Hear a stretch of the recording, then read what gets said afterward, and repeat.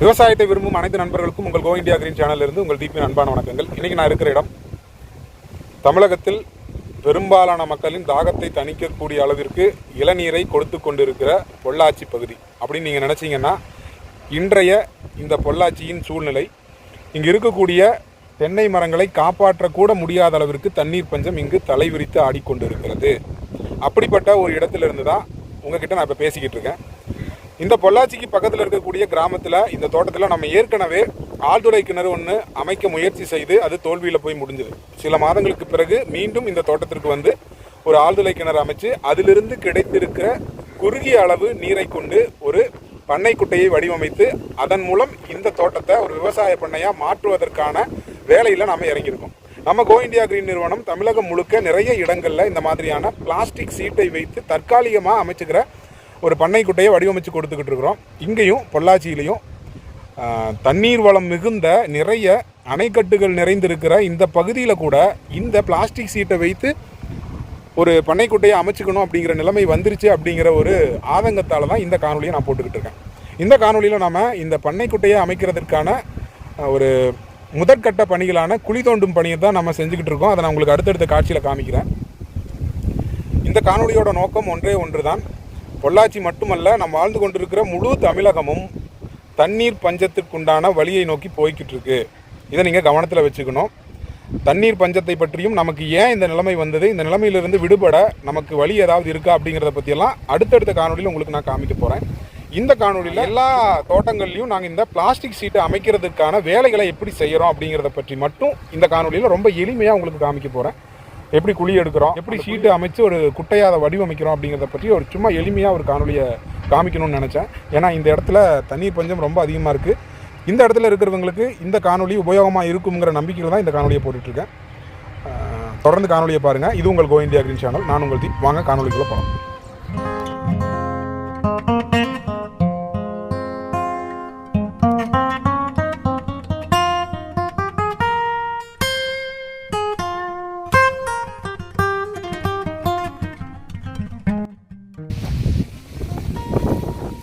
காணொலி நான் போட்டுட்டு இருக்கிறதுக்கான நோக்கம் என்னன்னு பார்த்தீங்கன்னா, நிறைய நண்பர்கள் இந்த பொள்ளாச்சி பகுதியில் இருக்கக்கூடும்.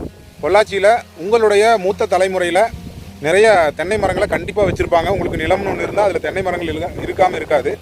அப்படிப்பட்ட இடங்களில் தென்னை மரங்களை காப்பாற்றவே முடியலை, எங்களுக்கு தண்ணீரே இல்லை அப்படிங்கிற சூழ்நிலையில் இருக்கக்கூடிய நண்பர்கள் கண்டிப்பாக இந்த காணொலியை பார்த்தா ஏதாவது ஒரு பயனுள்ளதாக இருக்கும்னு நான் நம்புகிறேன். உங்களுக்கு ஏதாவது ஒரு வழியில் ஆழ்துளை கிணறு மூலமாகவோ இல்லை வாய்க்கால் பாசனம் மூலமாகவோ ஏதாவது குறைந்த அளவு நீர் கிடச்சிதுன்னா அதை நீங்கள் இந்த காணொலியில் பார்க்குற மாதிரி ஒரு பண்ணை குட்டையை அமைச்சிக்கிட்டு அந்த குட்டையில் சேகரித்து வச்சுக்கிட்டு அதற்கப்புறமா அதை பயன்படுத்துறதுக்கு முயற்சி செய்யுங்க. இது எந்த வகையில் நமக்கு பயனுள்ளதாக இருக்கும் அப்படின்னா, நீங்கள் உங்கள்கிட்ட இருக்கக்கூடிய நீரை சரியான முறையில் ஆர்கனைஸ் பண்ணி வச்சுக்கிறீங்க அப்படின்னா உங்களால் ஒரு திட்டம் தீட்ட முடியும். இப்போ உங்கள் கையில் ஒரு 1 ஏக்கர் நிலம் இருக்குது உதாரணத்துக்கு அப்படின்னா, அதில் ஒரு 50 தென்னை மரங்கள் இருக்குது அப்படின்னா, அந்த 50 தென்னை மரங்களுக்கு எவ்வளவு நீர் வேணும்னு பாருங்கள். அந்த தென்னை மரங்களில் எவ்வளவு தென்னை மரங்கள் முற்றும் முழுதாக வைத்துக்கொள்ளவே முடியாத சூழ்நிலையில் இருக்குது அப்படிங்கிறத பார்த்துட்டு அதை நீங்கள் கழிச்சு விட்டுட்டு மீதம் இருக்கக்கூடிய தென்னை மரங்களை சரியான முறையில் நீங்கள் காப்பாற்றணும்னா ஒரு தென்னை மரத்துக்கு இவ்வளவு நீர் வேண்டும் அப்படிங்கிற கணக்கு உங்களிடம் இருக்கணும். அப்படி கணக்கு இருக்கணும் அப்படின்னா உங்களிடம் இருக்கக்கூடிய நீரை எந்த அளவுக்கு நீங்கள் பிரித்து பயன்படுத்தலாம் அப்படின்னு தெரிஞ்சுக்கணும். அப்படி தெரிஞ்சுக்கணுன்னா கண்டிப்பாக உங்களிடம் நீர் மேலாண்மையானது ஒரு திட்ட வரைவுக்குள்ளே இருக்கணும். அப்படி திட்ட வரைவுக்குள்ளே நீங்கள் வச்சுக்கிறதுக்கு ஒரு சின்ன எளிமையான சிறப்பான ஒரு வடிவமைப்பு தான் இந்த பிளாஸ்டிக் சீட்டை வைத்து செய்து கொள்ளக்கூடிய தற்காலிகமான பண்ணை குட்டை வடிவமைப்பு.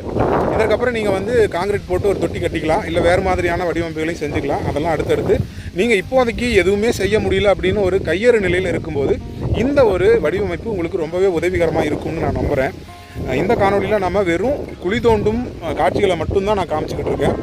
அடுத்த காணொலியில் கண்டிப்பாக இந்த பிளாஸ்டிக் சீட்டை வாங்கிட்டு வந்து இதை நம்ம எப்படி ஒரு முழுமையான வடிவமைப்பாக மாற்றோம் அப்படின்னு கண்டிப்பாக ஒரு சின்ன காணொலி வாயிலாக உங்களோட நான் பகிர்ந்துக்க போகிறேன். அதனால் இந்த காணொலியை பார்த்துட்டு இருக்கும் நண்பர்கள் திரையில் எங்களோட எண் வந்துக்கிட்டே இருக்கும். அதை நீங்கள் தயக்கம் இல்லாமல் தொடர்பு கொள்ளலாம். இந்த பண்ணைக்குட்டையை நம்ம எப்படி வடிவமைச்சிக்கலாம், எந்த மாதிரியான வடிவமைப்பு கொடுக்கணும், எப்படி கொடுத்தா இது வெகு காலத்துக்கு நம்ம பயன்படும் அப்படிங்கிறதெல்லாம் வந்து நம்ம தனிப்பட்ட முறையில் பேசிக்கலாம். இந்த மாதிரியான வேலைகள் கண்டிப்பாக உங்களுக்கு தேவைப்பட்டால் பொள்ளாச்சி பகுதியிலையோ இல்லை தமிழகத்தில் வேறு பகுதியில் இருக்கக்கூடிய நண்பர்களோ கண்டிப்பாக தேவைப்படும். ஏன்னா தண்ணீர் பஞ்சம் அந்த அளவுக்கு இருக்குது. தேவைப்பட்டால் திரையில் இருக்கிற எண்ணை நீங்கள் கண்டிப்பாக தொடர்பு கொள்ளலாம். உங்கள் சந்தேகங்களை கேட்கலாம், உங்களுடைய கருத்துக்களையும் எங்களோட பகிர்ந்துக்கலாம்.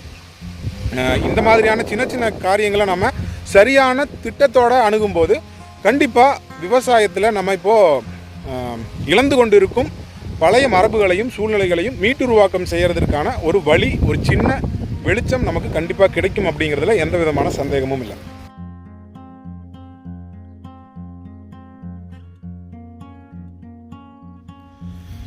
இப்போ நீங்கள் பார்த்துட்டு இருக்கிற இந்த இடம் தான் நம்ம நேற்று ராத்திரி போட்ட ஆழ்துளை கிணறு. இந்த ஆழ்துளை கிணறுல அவ்வளோ பிரமாதமான தண்ணீர்லாம் சொல்ல முடியாது, ஒரு குறைந்த அளவு தண்ணீர் தான் நமக்கு கிடைச்சிருக்கு. ஆனால் இந்த தண்ணீரை நம்ம சரியான முறையில் ஆர்கனைஸ் பண்ணி சரியான முறையில் பயன்படுத்தி இந்த விவசாய பண்ணையை ஒரு திட்ட வரைவுக்குள்ளே கொண்டு வரணும் அப்படிங்கிறதுக்காக தான் இந்த பண்ணைக்குட்டையை நாம் வடிவமைச்சுக்கிட்டு இருக்கிறோம். இந்த பண்ணைக்குட்டைக்கு இவ்வளோ முக்கியத்துவம் தேவையா அப்படின்னா கண்டிப்பாக இன்றைய சூழலில் இது ஒரு முக்கியமான ஒரு வடிவமைப்பு. காரணம் என்னென்னா, நீங்கள் இத்தனை காலமாக குடிச்சிக்கிட்டு இருந்த இளநீர் ரொம்ப சுவையாக இருந்ததற்கு காரணம், பொள்ளாச்சி இளநீர் அவ்வளவு மவுசாக இருந்ததற்கு காரணம், பொள்ளாச்சியிலிருந்து வரக்கூடிய இளநீர் எல்லாமே நெடிதோங்கி வளர்ந்திருந்த நாட்டு மரங்களிலிருந்து இறக்கப்பட்ட இளநீராக இருந்துச்சு. அதனால தான் பொள்ளாச்சி இளநீர் அவ்வளவு சுவையாக இருந்துச்சு. இப்போ நீங்கள் குடிச்சிக்கிட்டு இருக்கிற இளநீர் எல்லாமே குட்டை மரங்களிலிருந்து வரக்கூடிய இளநீராக இருக்கிறது, வேறு வேறு வண்ணங்களிலே உங்களுக்கு கிடைக்கிது. இப்போ அந்த இளநீர் உண்மையாகவே இளநீரா இல்லையா, அதை குடிக்கிறது நல்லதா கெட்டதா அப்படிங்கிறத நம்ம இன்னொரு காணொலி வாயிலாக பார்க்கலாம். இந்த பண்ணைக்குட்டையோட முக்கியத்துவமே இந்த காணொலியில் நான் உங்களுக்கு கண்டிப்பாக சொல்லியே ஆகணும். எதனாலன்னா, தமிழகம் முழுக்க இந்த மாதிரி 1000 அடிக்கு கீழே போனாலும் தண்ணீர் கிடைப்பதில்லை, ரொம்ப குறுகிய அளவு தண்ணீர் தான் கிடைக்குது. அப்படி குறுகிய அளவு தண்ணீர் கிடைக்கிறத நம்ம சரியான முறையில் ஆர்கனைஸ் பண்ணி பயன்படுத்தணும் அப்படின்னா ஒரு தண்ணீர் தொட்டி தேவை. எல்லாராலையும் தண்ணீர் தொட்டியை நிறைய காசு செலவு பண்ணி கட்டிக்க முடியாது. அதற்கு ஒரு மாற்றாக தான் இந்த விலை குறைவான ஒரு தண்ணீர் தொட்டி அமைப்பு. அதனால் இந்த தண்ணீர் தொட்டி ரொம்ப முக்கியத்துவம் வாய்ந்ததாக இன்றைய காலகட்டத்தில் இருக்குது அப்படிங்கிறத நான் இப்போது இந்த காணொலி வாயிலாக பதிவு செஞ்சுக்கிறேன்.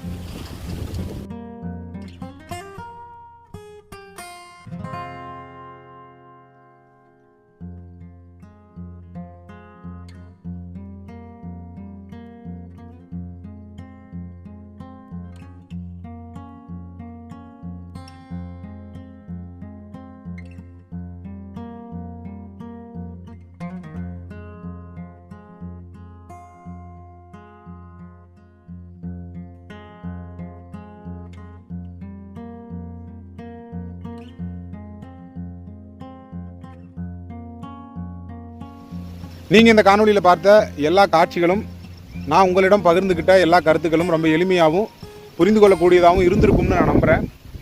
நான் உட்காந்துட்டு இருக்கிற இந்த இடம், இந்த பொள்ளாச்சி, வெகு காலமாக தமிழகம் முழுக்க இருக்கக்கூடிய மக்களோட தாகத்தை தீர்க்கக்கூடிய இளநியை கொடுத்துக்கிட்டு இருந்துச்சு. ஆனால் இப்போது இந்த சூழலில் பொள்ளாச்சியானது இருக்கக்கூடிய தென்னை மரங்களை உயிர் பிழைக்க வைக்கிறதுக்கே தண்ணீர் இல்லாத பகுதியாக மாறிக்கிட்டு வருது. அதனால் இந்த பொள்ளாச்சியில் நாங்கள் அமைத்து கொண்டு இருக்கிற இந்த பிளாஸ்டிக் ஷீட்டை வைத்து ஒரு தண்ணி தொட்டி அமைச்சிக்கிட்டு இருக்கோம் இல்லையா, அதை பற்றி உங்களிடம் கண்டிப்பாக பகிர்ந்துக்கணும்னு நான் விரும்பினேன். அதனால தான் ரொம்ப எளிமையாக இருந்தாலும் பரவாயில்ல, கேமராமேன் யாருமே இல்லைனாலும் பரவாயில்ல, மொபைல் ஃபோன்லேயாவது இந்த காணொலியை எடுத்து உங்களிடம் பகிர்ந்துக்கணும்னு தான் இந்த காணொலியை போட்டுட்ருக்கேன். ஆனால் இந்த காணொலி இதோட முடியலை. நம்ம வெறும் இந்த தண்ணீர் தொட்டிக்கான குழியை மட்டும்தான் தோண்டிக்கிட்டு இருந்தோம். அந்த காட்சிகளை தான் நீங்கள் பார்த்தீங்க. இதற்கப்புறம் நம்ம பிளாஸ்டிக் ஷீட்டை வாங்கிட்டு வந்து அதை லே அவுட் பண்ணி ஒரு சிம்பிளான ஒரு எளிமையான தண்ணீர் தொட்டி அமைக்கக்கூடிய காட்சிகளை இன்னொரு காணொலி வாயிலாக உங்களோட நான் பகிர்ந்துக்கிறேன். தொடர்ந்து இணைந்திருங்க. அது மட்டும் இல்லாமல் பொள்ளாச்சி மட்டும் இல்லாமல் தமிழகம் முழுக்க தண்ணீர் பஞ்சமானது வெகு விரைவில் வரப்போகுது. அப்படியே உங்களுக்கு தண்ணீர் நிறைய கிடைத்தாலும் அந்த தண்ணீரை சேர்த்து வைக்கக்கூடிய வடிவமைப்பு நம்மிடம் இல்லை, அதுதான் உண்மை. அதனால் இந்த காணொலியை தொடர்ந்து இன்னொரு முக்கியமான காணொலி வரப்போகுது. அந்த காணொலியில் நாம் நம்ம இடத்தை வளம் மிகுந்ததா, தண்ணீர் வளம் மிகுந்ததா குறிப்பாக வச்சுக்கணும் அப்படின்னா ஒரு ஃபார்முலா, ஒரு மந்திரம் நமக்கு தேவைப்படுது.